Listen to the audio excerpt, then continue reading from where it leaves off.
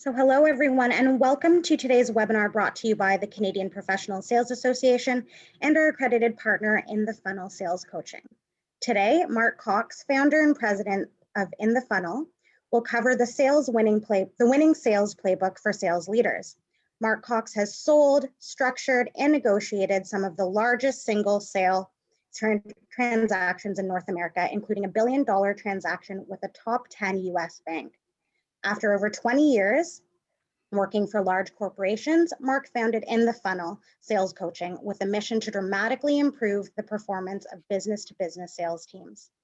With a focus on strategy, process, tools, and discipline, Mark has helped hundreds of companies achieve predictable double-digit sales growth by implementing ITF's proprietary sales playbook.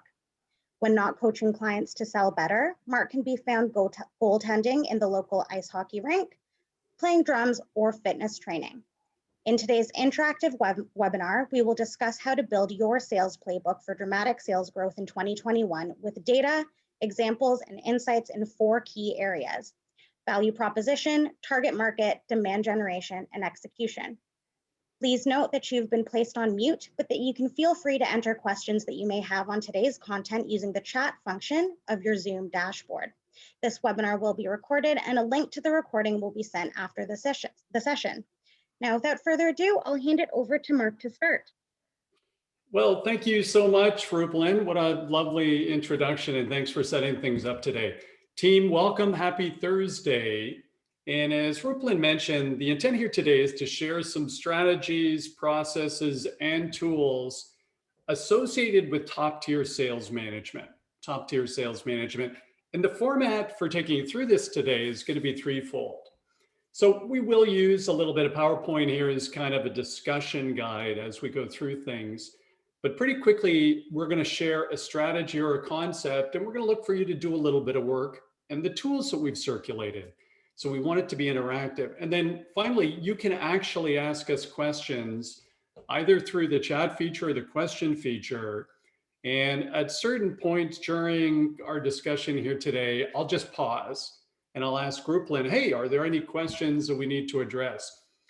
Our main objective here, folks, is as you invest, let's say another 50 minutes with us, our goal is to enable you with a couple of strategies or concepts or tools that you can apply to your business and your sales team today. So that's the only objective here.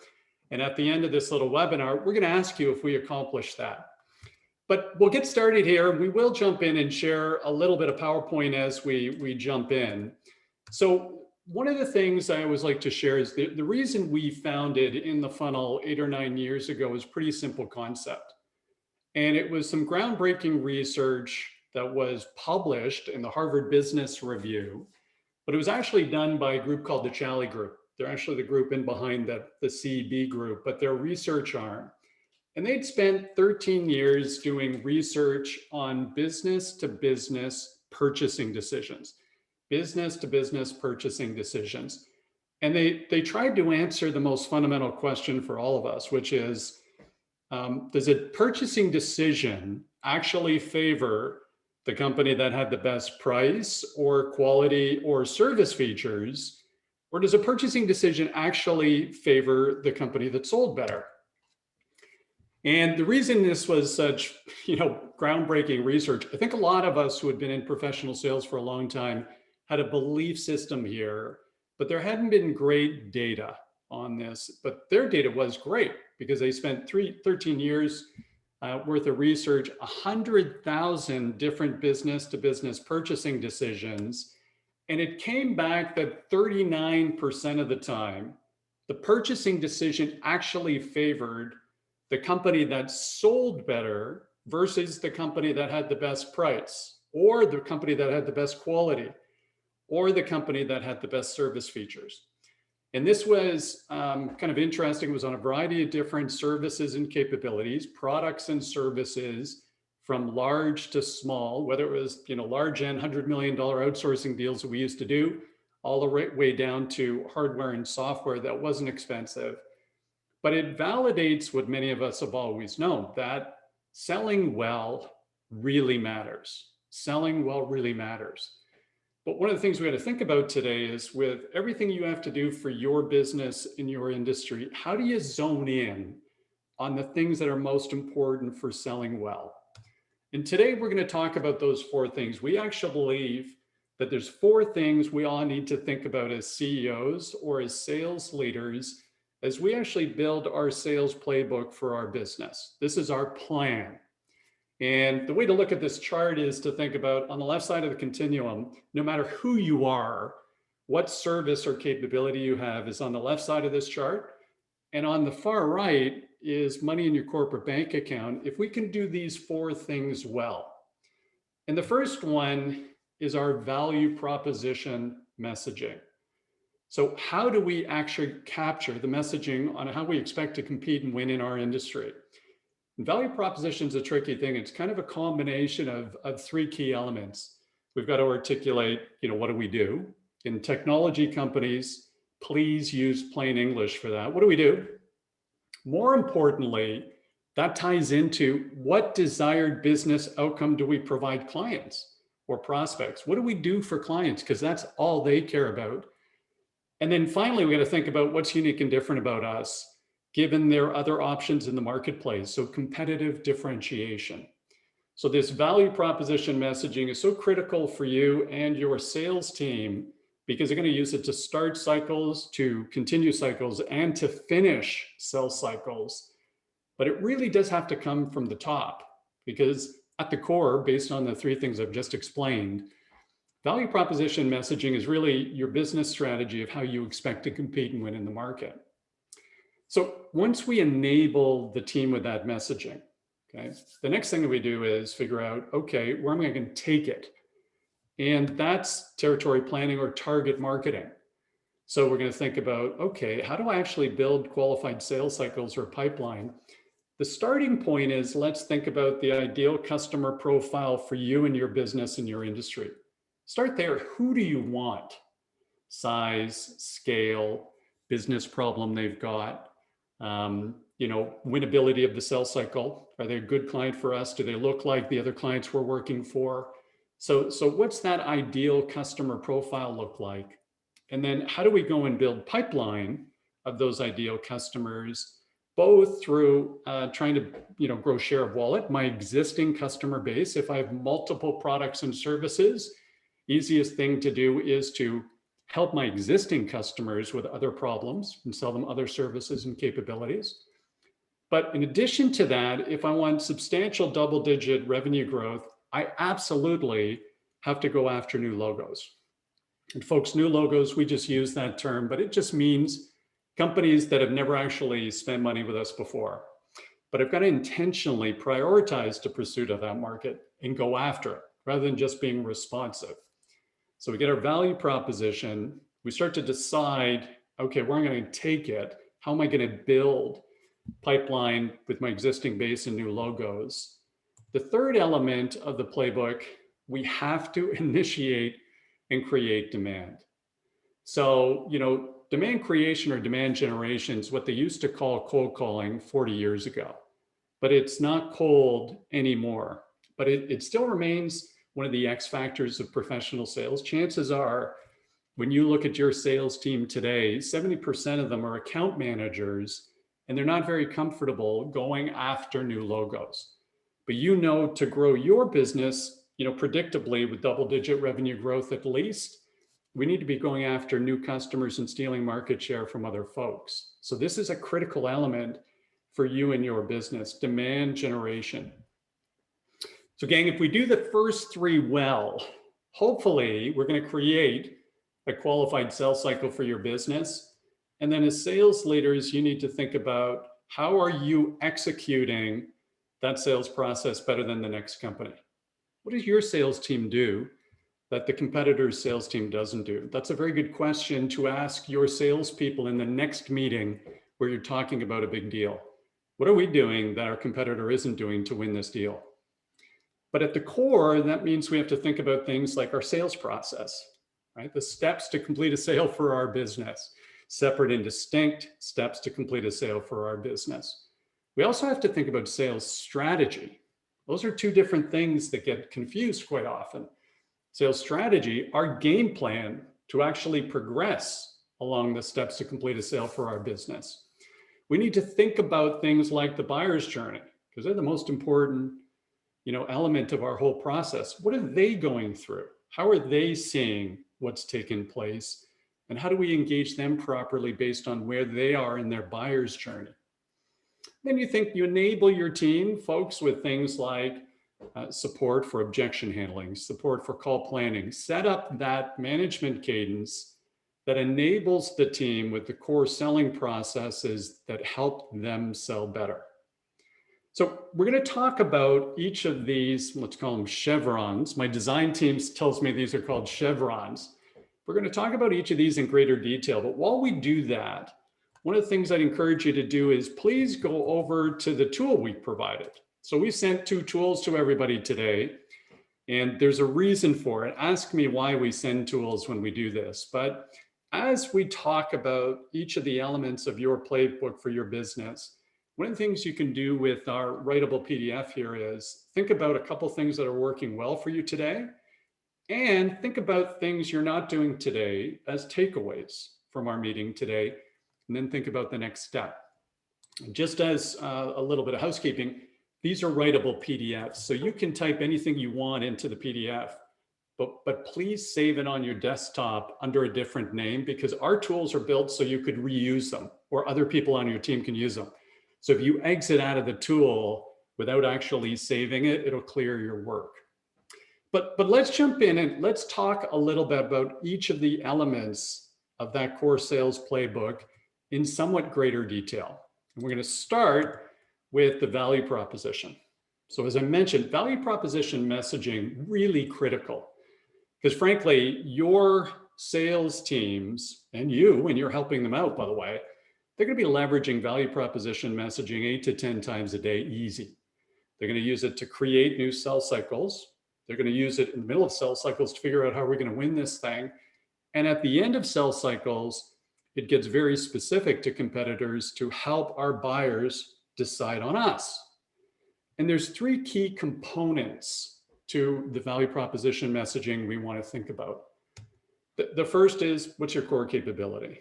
And all the clients we work with, by the way, they're pretty good at capturing their core capability. Some technology companies get a little bit verbose, but we want to just capture this concisely. What do we do? Then we also want to add to that, why do customers engage us? What desired business outcomes do we provide our clients? What benefits do we provide our clients? And then finally, the third area here is, what's our competitive differentiation?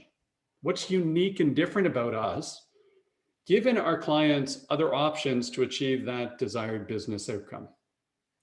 And folks, as you think about the messaging for you and your business, and we're going to go to a tool in a second, one of the things I'd encourage you to think about in terms of competitive differentiation, this is much harder than you think. We've been in business 30 years is not competitive differentiation. Nobody cares. What does it do for the client and prospect today? What are we doing for them? What capability do we have? What fact do we have?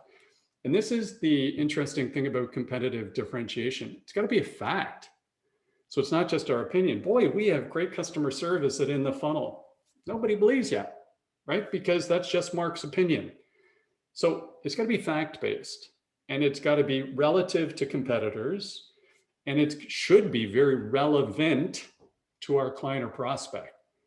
So this is where coming up with a competitive differentiation gets tricky. Now, the reality of it is, those of you who have clients out there today, there was a reason they chose you. So the fact is, you do have competitive differentiation. They chose you for a reason, but trying to package this up concisely is critically important, because when we get this messaging down, your sales team will be using this when they're doing demand generation, and they've got precious little time to break through the wall with a new prospect. When somebody says, "Who are you guys? What do you do?" You've got like 7 to 15 seconds to break through that wall. So part of the thinking here is, it's a little bit of the old Albert Einstein adage that says, if you can't explain it simply, then you don't understand it well enough. And one of the things I'd encourage all of us to do is, we go back to our sales teams today, Have an exercise in your next sales meeting and just go around the room and say, hey, if somebody asks you to explain who we are and what we do at a party, what do you tell them? What do we say? I think you might be surprised by what comes back from your sales team. We are, by the way, when we coach your sales teams and we record these things on video, it's amazing to see what they say. Knowledgeable people go on kind of soliloquies. Okay, but this is the story of value proposition messaging is also a little bit of the Mark Twain adage that says, hey, I wrote you a long letter. If I'd taken more time, I would have written you a short letter. And the exercise we've left with you for today, folks, on value proposition, the idea is we first think through each of the core elements of the value proposition, just whiteboard them. And so, by the way, the concept of a whiteboard is there's no mistake on a whiteboard because it can easily be erased. So you don't edit the thought before you put it on the whiteboard, you just get it out there. And then once it's on the whiteboard, once we've got lots to pick from, we can edit and boil it down. But we've got our tool here that we've shared with you. And by the way, if there's anybody who just joined late or they didn't sign up in advance, so they didn't get the tool from the CPSA, my email is in the chat feature. You can send us a note and say, hey, please send me the tool. And somebody from our team will send you the tool later today. But when we're thinking about the value proposition for our business, and we're going to use this messaging everywhere, by the way, first, start by just whiteboarding. Okay, how do we explain our core capability? I'm going to write down 3 or 4 of the turns of phrase I use for that. What desired outcomes do we provide clients and prospects? What do we do for clients? I'll put down 4 or 5 ways we capture that. And then finally, competitive differentiation. What is really unique and different about us? And once we've got those captured on a whiteboard, then we boil them down. Okay, then we're going to break them down. What are the 2 or 3 that I like best in each category? And then finally, I'm going to try and craft a value proposition statement by taking those edited pieces. And the way we do it is we like to explain what do we do, and then we lead in and say, clients engage us when, ... That's the desired outcomes we provide clients. And clients tell us we're unique and different because ... What's the elements of competitive differentiation? So we can craft these into a value proposition statement. And as I say, your clients or prospects or your sales team, pardon me, they're going to use this 8 to 10 times a day. Why? Because if you think of these 3 elements, those are the things the brain of your prospect is processing before they enable you or allow you to move to the next stage of the process. So if you're doing demand generation call, you surprise me in the middle of the day and someone starts talking, I go, who are you guys? What do you do? All I'm caring about when I hear the message is, why should I listen? Why should I care to you about you? So my brain is going, what do they do? Okay, what are they going to do for me? And what's unique and different against the vendor I'm already using here? So that's why this messaging is so important. It actually aligns with the way your clients and prospects make decisions. So this is never a quick exercise. It's never a one-time exercise, but it's a wonderful thing to workshop with your whole sales team. They can use the tool, which is pretty self-explanatory, and you can start to understand, how do our best salespeople capture this messaging? But let's assume for now we've got that, gang, that we understand our value proposition. We can articulate it for the marketplace. Then our next decision is, where are we going to take it? And no matter how big your sales team is, one of the things as CEOs and sales leaders that we battle, and certainly your sales team battles, the only limiting factor we have is their capacity, their time. So to be productive, we've got to prioritize the way we go and try and build pipeline and then close it. And for those of us who have existing customers, absolutely, there's an account management, or we've got to spend time with our largest clients. So when you think of your existing customer base, first, we're going to spend time with our largest clients. Got to take care of them. Secondly, we're going to focus in on those who work with us today that have the most upside potential. So which large entities are you doing a small piece of work with today that could be a bigger piece of work? Okay, that's where we should prioritize time. And all of us, whether we're a service business or a manufacturing or product business, there's nobody we've worked with, by the way, who doesn't have some challenges with some clients. So there's going to be accounts at risk in any territory. Might be competitive threats, or it might be the client's not thrilled with recent service or performance. So then we prioritize that. Okay, I'm going to, in this period, whether it's a month or quarter, I'm going to have to spend time with them. And then finally, we're going to prioritize the pursuit of the rest of that market. Okay, so I'm not just going to get reactive, who comes to us or who put up their hand or who knows somebody. I'm actually going to proactively reach out to the client or prospect that might be meet my ideal customer profile to try and build pipeline. We call this the territory management process. This is what sales leaders think about, but you also take it down to your sales team on a monthly basis. When you're having your one-on-one with your sales, we call it their territory game plan. We ask them to prioritize these things so you know and they know where are we spending our time this month to try and build pipeline. Well, I've got my existing clients, the biggest ones, and then the ones with upside potential. I'm going to trigger a meeting with them.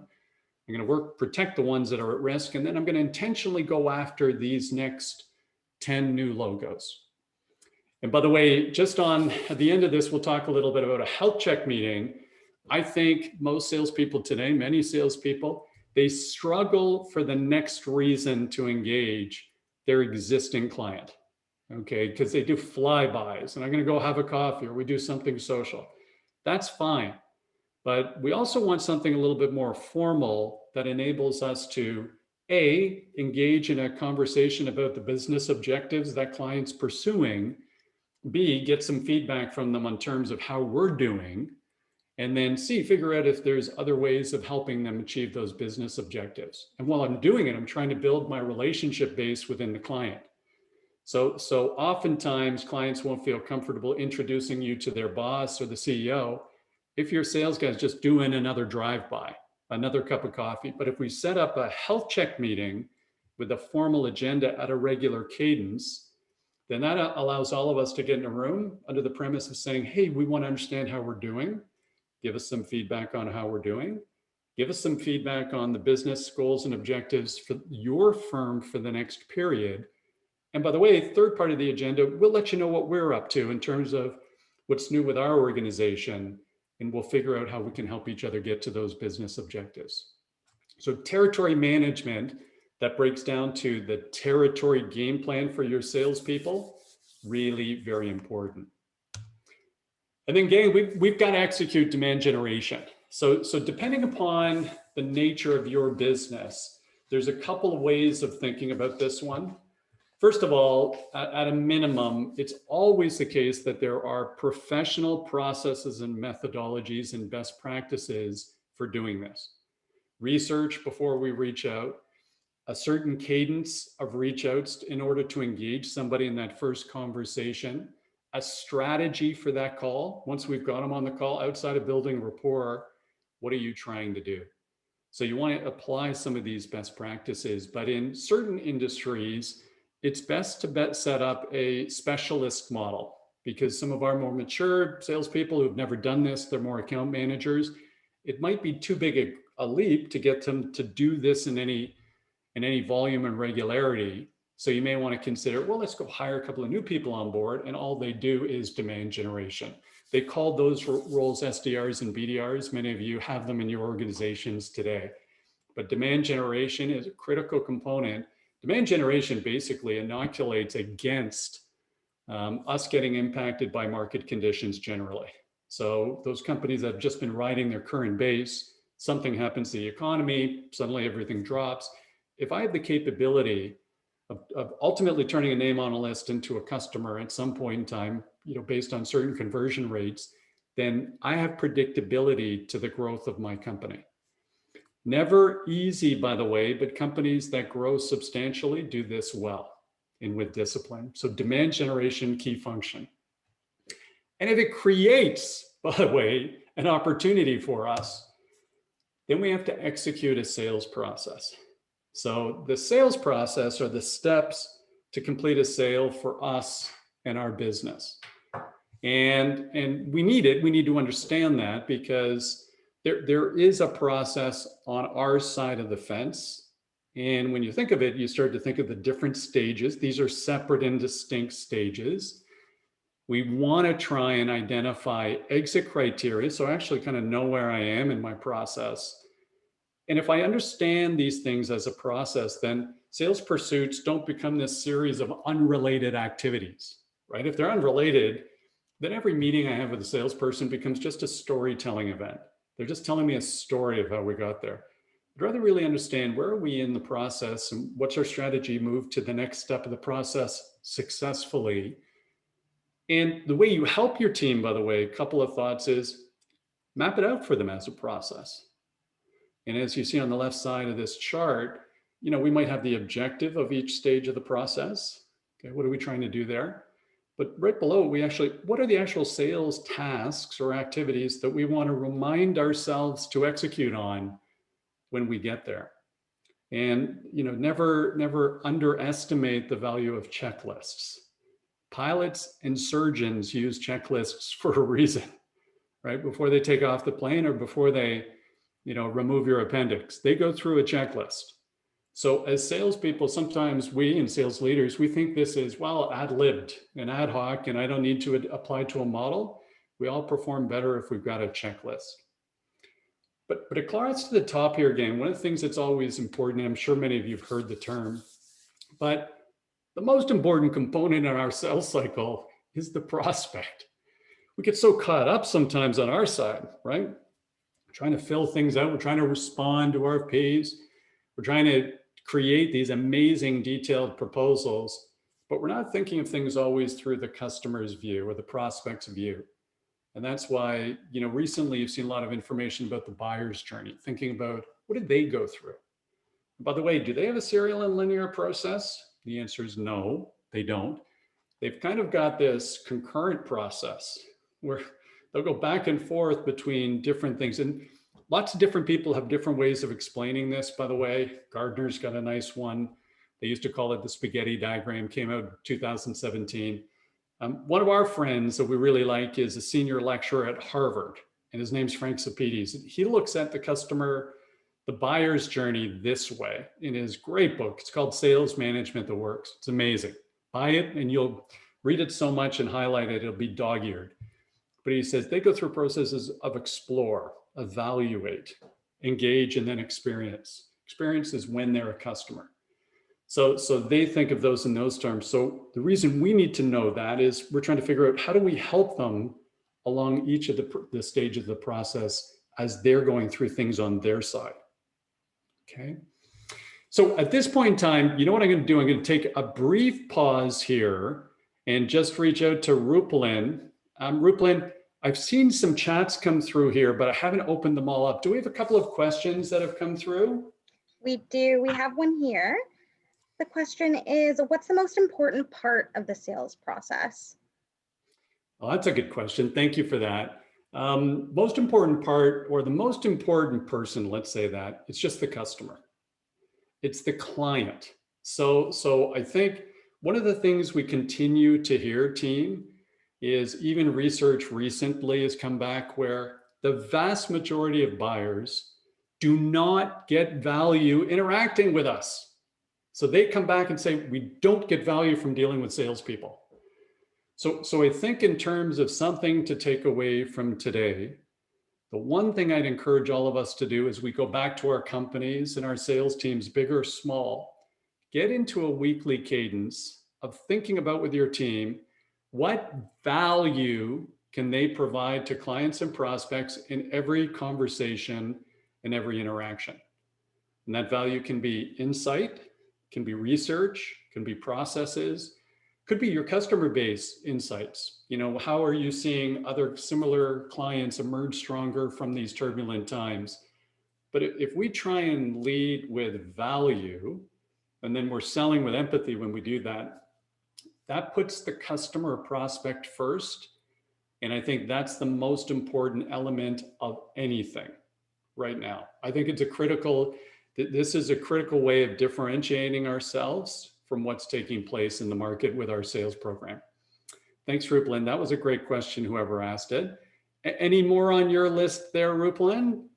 Thanks, Mark. We do have someone who had asked to please repeat the name of the Harvard professor that you had referenced. Oh, fantastic. His name is Frank Sapides. Okay, it's Frank Sapides, and it starts with a C. So Frank Sapides. And if you go on to our LinkedIn page, we interviewed him on a LinkedIn Live webinar a couple of weeks ago. The interview will be there, but you'll get his name. And the book is called Sales Management That Works: How to Sell in a World That Never Stops Changing. He's written 7 books, but this is the most recent one. It's fantastic. Thank you, Rupalin. Is there one more before I continue on here? Thanks, Mark. We do have here, what is the biggest issue facing sales managers today? Oh, great question. Thank you for that. Well, I think probably on this call today, we've got sales leaders, and then we've also got CEOs, of small or medium enterprise. And I think that it's a similar issue. Sales leaders, the biggest issue they've got today is they're just getting pulled in too many different directions, because sales leaders have the 3 most important and demanding stakeholders in business. So when you think of, if I'm a sales leader, the stats say I'm managing a team probably of 8. Well, first thing, my number 1 stakeholder is the client. As a sales leader, I'm going to be in front of clients and prospects. So that takes a lot of time, that takes a lot of attention, that takes a lot of focus. The second thing in terms of a stakeholder I have are my sales teams. And they take an enormous amount of time, a shocking amount of time. And so they'll demand time of you, and you're going to demand some time of them. So it's so important that we manage that time. I'll talk about that in a second. But the third stakeholder we as sales leaders have is we have the CEO or the board. So when you think of those folks, pulling on our time, we are just out of time. We don't have enough time to execute on the things that we need to do. So it's that old adage, hey, how do you get as much in the bottle? If I got rocks and sand, what do I do to fill the bottle with as much weight as possible? You got to put the big rocks in first. I need a sales management system that enables me to do the most important things. By the way, team, the research says because of those time constraints, what's happening is, first of all, we're not doing that well as sales leaders. Our tenure is shrinking, meaning we're under 2 years in our jobs typically. And then secondly, when you think of all the things that are important for us to do, we're defaulting to 2 things. We're defaulting to closing deals ourselves in a given quarter, right? Because we hear that cadence of the quarterly number. I got to hit the number. I got to hit the number. So when we spend time with salespeople, all we're doing is coaching them on opportunities or taking over opportunities and closing them. So now we're just closing deals. And then it says second most thing we end up doing is advocating for our sales teams internally. But that's not building a sustainable sales organization. We should be coaching people and we should be recruiting better, but we never get time for that because we're pulled in so many different directions. Hey, Rupalin, thank you for that. I'll jump back into a little bit of content here in about 5 minutes, 10 minutes. We'll take another break with questions if that's okay with you. That's perfect. Thanks, Mark.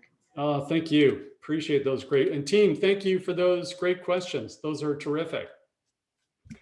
So we left on sales process. We said, hey, we've got to understand the steps to complete a sale for our business. The main one, Rupalin asked this great question about, hey, what's most important? The client's most important. So the most important chevron on this process, again, thank you, design team, chevron, discovery. The middle chevron is the most important part of this process.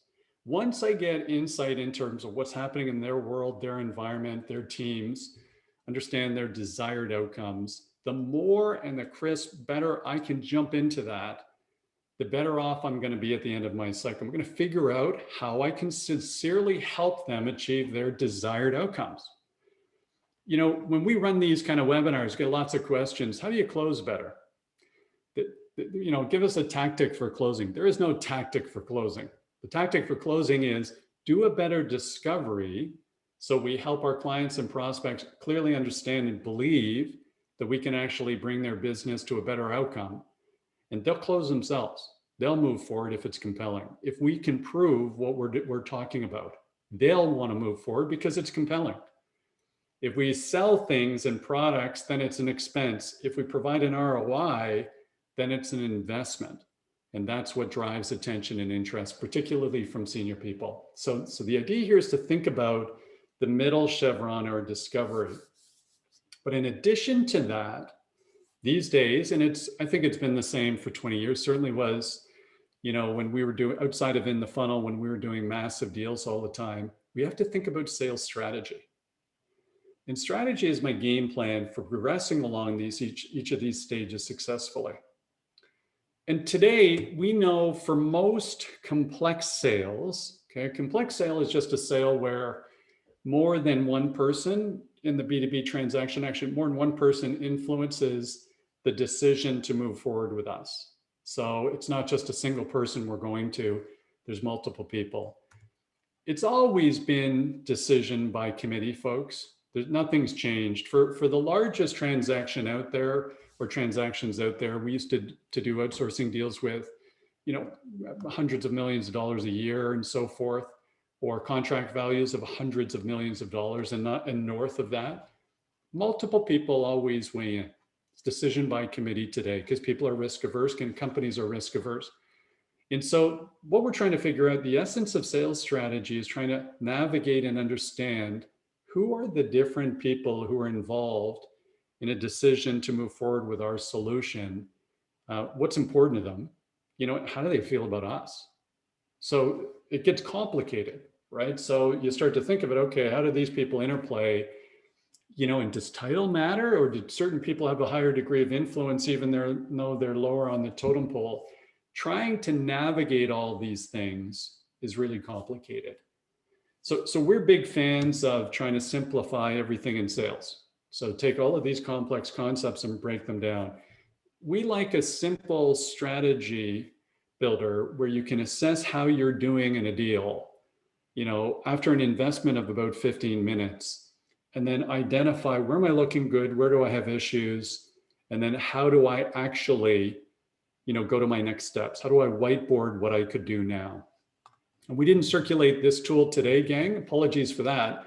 But anybody who wants to know more about strategy, we're actually doing a 1-hour webinar tomorrow just on deal strategy.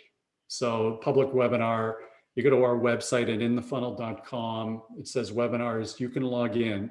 But we're going to take people through the strategy builder in our webinar tomorrow. I believe it's 9 Eastern. And really just enable folks to do two things. Have a framework for understanding how are we doing in the deal. So am I winning? Am I losing? Am I somewhere in between? And then how do I actually determine what next steps I should execute on to improve my strategic positioning? So what do I do now to improve it? And so as most of our tools within the funnel, what we try and do, gang, is try and build a tool that your sales team can fill out in less than 15 minutes, because if they can't, they won't do it. So, and by the way, we love salespeople. None of this is meant to be, nasty towards salespeople. But if it takes more than 15 minutes, they just have so much to do, it becomes an ineffective tool. So most of our tools were created with that old Mark Twain adage that said, we started with a very big tool and we took more time and tried to boil it down so it's relatively easy to use. One of the things I think we can take away as sales leaders too is, once we have a consistent framework for thinking through sales strategy for our organizations, then we can collaborate, right? We could have a 35-minute meeting where we said, okay, let's take a look at Mark Cox's deal. And it's not a witch hunt. We know who the witch is, it's Mark, if he's in charge of the deal. But what we want to do is get 4 or 5 people in a room, and Mark will share where he is on the deal. And we'll go around the room and see if they can give us feedback on potential things we could do now to improve our strategic positioning. We see organizations spend inordinate amounts of time trying to figure out how to come up with the best solution. And that is important. But as we know, only a certain amount of time, 4 in 10 times, the solution doesn't really matter that much. It's the company that 39% of the time, the company wins that sold better. By the way, that stat came from the buyers. That's an interesting point. They gave that feedback. So we need to start to spend time on the sales strategy, not just the solution, to make sure we're covering the people who influence the decision to move forward with our service and ending up in the right place. Okay. And again, please feel free to send any thoughts or questions through in the chat feature to Rupalin as we round up in the last 10 or 15 minutes here. So of course, we need to think about, for our sales organization, how do activities lead to objectives that lead to results? So, and by the way, we have to do this with common sense. So we want them to do the right things and add value to clients and prospects to build pipeline and close pipeline. We don't want people to dial the phone 50, 60 times a day and have useless, meaningless conversations with prospects and waste their time and our time. We want them to be enabled so they can have good conversations. And then there are certain activity levels. There's frequency, there's duration, there's intensity, just like exercise. We want to see a result. There's certain things we have to do. If we want to grow pipeline, there's certain things we have to do, but we have to do them well. We have to enable the team with best practices and methodologies and strategies. Now, just in a little bit of a summary here, gang, before we go to some final questions. When we think about our role as sales leaders today, our jobs are actually to influence the future behavior of our sales teams in a positive way. Not just look in the rearview mirror and count what they did yesterday or last week, or look at, hey, how'd you do against quota? None of us have a time machine. We can't change that stuff. So it's interesting, no, but we need to spend a lot of time thinking about how do we actually help them moving forward and improve, the future behaviors of our sales team. And so that means we have to do three things as sales leaders. We need to coach, put that at the top of the list. That's the number one thing we're not doing enough of. We have to coach our sales teams. We have to help them. We have to guide them. So they need that. We got to motivate them. This is a really tough thing to do for a living, as you all know, who are leading sales teams today. And yes, there is some inspection as part of that. But when we start to think about the way we're going to spend our time, even though we're pulled in these directions by these really important stakeholders, we need a sales management system that's going to get us there. We need to set up the structure where we get the most important things booked in. It's not the, hey, I'm in charge of the sales organization with an open door policy. It's a quick way of having a lot of flyby meetings with your sales team where you don't really accomplish anything, except them giving you a quick deal update. What you're trying to do in things like one-on-ones or coaching time in the field or even team meetings, we're trying to coach and elevate the performance of the sales organization. Really, really hard thing to do. It takes a tremendous amount of discipline, to help someone develop and evolve rather than give them the answer all the time. But to do that, we like to set up a pretty formal structure where we have agendas for things like a one-on-one. We have agendas for things like a group sales meeting. We do a quarterly kickoff where people come in and present their plans, because the depth of coaching that we can provide is directly correlated with a little bit of the discipline and formality of the meeting. So it doesn't mean everybody's in a suit. It just means it's not a free-for-all where we're telling stories about deals. We're going to go through the structure and their territory game plan in a very specific way. And at the end of the day, believe it or not, your sales team wants this. So they want to get aligned with their sales leadership.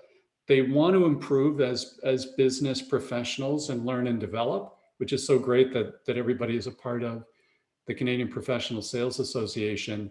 But we have very, very specific guidelines that we'll coach CEOs or sales leaders on with sales management.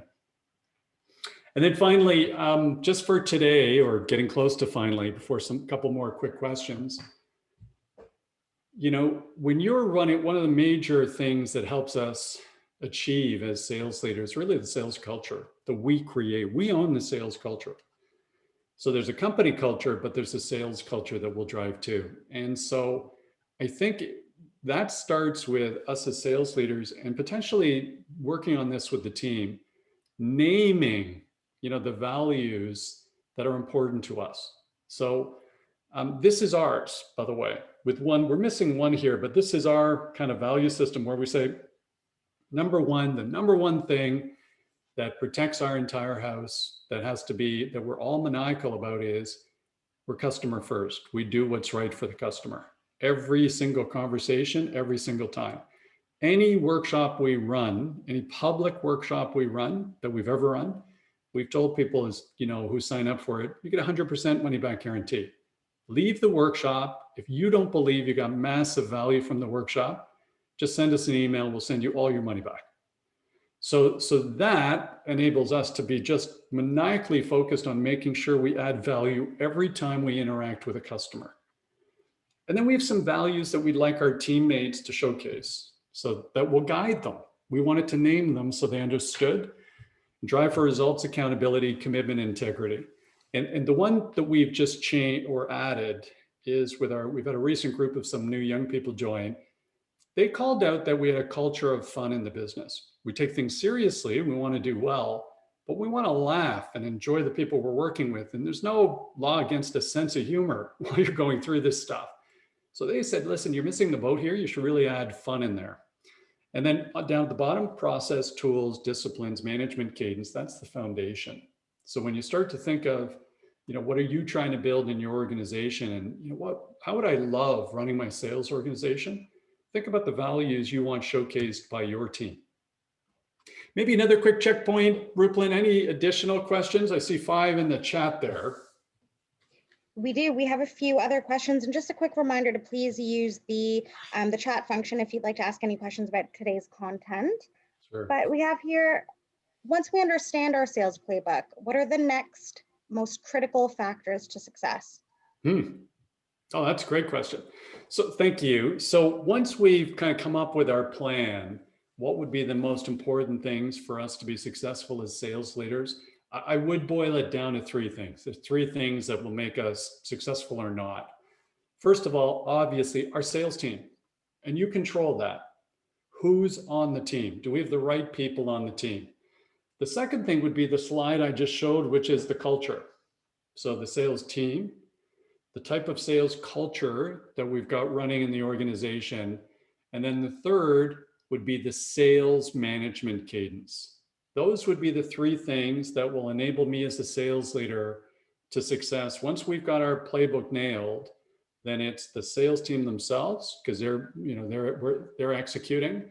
It's the culture we built of performance and customer first and adding value. And then finally, it's the sales management cadence that I've established that I can continue and maintain, so that to the extent I'm capable, I want to positively influence the future behavior of my team through coaching and some inspection and some motivation. That's a great question. Thank you, Rupalin, for that one. Is there another 1 or 2 there? We've also got here, why is it so difficult nowadays to recruit and hire salespeople that really stay? Yeah, there's a great question too. So today, gang, and everybody out there knows this by now. Today, there's 1.2 million salespeople in Canada. In the US, 1 in 9 people is in a professional sales job, okay? But both of those numbers exclude professionals. So if your title is consultant or lawyer or accountant or any of those things, we know in places like Deloitte or PwC or large law firms, the top people in there are actually selling all the time also, although they don't use the word selling. So there's a lot of folks who have sales as a major part of their job that's not in their title. Those are excluded from the numbers. But in Canada, 1.2 million people selling today, US 1 in 9 people in a professional sales job. Reality of it is there's far too much demand and not enough good supply. That's what's happening. And so when you're interviewing your salespeople these days, you're going to see they spent 2 years here and they spent 2 years here and 2 years here. And 25 years ago, believe it or not, actually, the sales management systems were pretty good that were in place with some of the technology companies. So somebody wouldn't last 2 years if they weren't capable. They wouldn't actually last 6 months if they weren't capable. But we've actually gotten worse at that over the last 20 years. And I think some of the some of the technology out there turns sales leaders into just people who count instead of actively interacting with salespeople and coaching them. So there's a lot of salespeople transitioning, almost 1 in 3 transition jobs every year. But it's tough to interview salespeople because pretty good at the interview. And so we have a pretty rigorous interview process for salespeople. We think it puts the odds in our favor. We're kind of a short screening interview, a top grading interview for the first one. And the second interview, we invite salespeople to come in, and they're going to spend the first 15, 20 minutes of that second interview presenting to us their game plan for ramping up and onboarding with our company in the first 90 days. So we have an onboarding plan, but we ask them to present the onboarding plan. And the idea is we want to give them some work to do in the interview to see how they respond to doing some work. We want to see how they think through something like an onboarding plan. How did they come to the answer and what research did they do? And then how do they present an idea? And asking folks to do this, by the way, it's a very good screening tool for people. You'll see the type of effort they put in, all of that kind of good stuff. So that's one of the ways we've tried to apply to improve our chances, but it is admittedly a very tough thing to interview salespeople successfully. And then when you hire them, you have to give them a nice proper onboarding plan to enable their success. That's a completely separate and distinct conversation. Team, I know we're heading toward the top of the hour, and thank you so much, by the way, Rupal. One of the things we'd like to just leave with you here is when you're thinking about training your team, one of the things we think about a lot is the Kirkpatrick model of assessing the value of any form of training. At the lowest levels, it says, hey, we want to make sure that they enjoy being in the room and they learn something. But it gets very difficult to move up the value chain where you impact behavior and drive a result. So when we do this, because if you drive a result, we're going to get an ROI. When we do this, we try and help do that 2 ways. First of all, we teach with tools so that when someone comes to an in the funnel workshop, they may not remember anything I said, but if we teach them how to use a tool 3 weeks from now, as long as they remember how to use the tool, they've remembered the concept. The second thing your teams need to be successful, they need access to information when they want it. So single event sales training just doesn't work because they're going to go back to the office and they got a big meeting and they're going to want to say, how did I come up with the value proposition again? So to help with that, people who come to our training, we actually give them access for a year to an online learning academy. So as they're preparing for that next meeting with a customer and they want to revisit the value proposition, they go online and they can see a series of short coaching videos on every topic we're going to teach on. This one's on the value proposition. There's also written course material for people who like to learn that way and maybe a supplemental video. And the content in the academy constantly changes. So we get into things like virtual selling. We start to add new tools like the deal strategy. It all stays in the academy and your team gets access to that for a year. And so the last thing is one-time training in our experience doesn't work. So somebody comes into our training program for at least 90 days. And that means they have 3 workshops over the course of 2 weeks from 9 to 12 on Zoom. And then they're going to be in bi-weekly coaching calls for another 3 months, group coaching calls, but gives them a chance to practice some of the concepts, come back, we can reinforce them, we can work through what's working and what isn't working with them. And that's how we help professional salespeople. With sales leaders, it's a similar type program, but you're in the program for a year. Every second month, you're in a workshop with us for 3 hours. And on the odd months, you get a one-on-one coaching call to help you enable, share exactly what's happening with your business. And we can enable some, help you with some coaching every second month with a 1-hour coaching call. I just want to say, first of all, just a very important thank you to Rupal and the amazing team at the Canadian Professional Sales Organization. So we've recently become an accredited partner. We became a partner because we were inspired by their new approach to the market, or new to us, where their vision is about improving the lives of salespeople. We were literally inspired by it and couldn't wait to partner up with an organization that's driving that kind of mission statement. So thank you to the CPSA. We're so delighted to be working with you. Special thank you to Rupalin for hosting today. And folks, a very special thank you to all of you for listening for the next hour. My name is Mark Cox. I actually run in the funnel. And if you'd like to elevate the performance of your sales team and want to have a conversation, reach out. I'd be happy to chat with you. I'll pass it back over to you, Rupalin, and thank you so much. Thank you. Thank you so much to everyone who's joined today's webinar. And of course, to Mark, thank you for presenting today. If you'd like to register for any of our upcoming workshops and webinars, please feel free to head on over to cpsa.com/calendar, where you'll find all of our virtual events. And if you loved this webinar, please note that Mark Cox also has an upcoming workshop in partnership with the CPSA as well on July 22nd. This one will be on how to lead your sales team to success, and on our website as well. So lots of great offerings from In the Funnel, and we can't be happier to be partners with this great organization. So thanks everybody, and have a great day. Thank you, everybody. Take care, everybody. Take care. Bye-bye.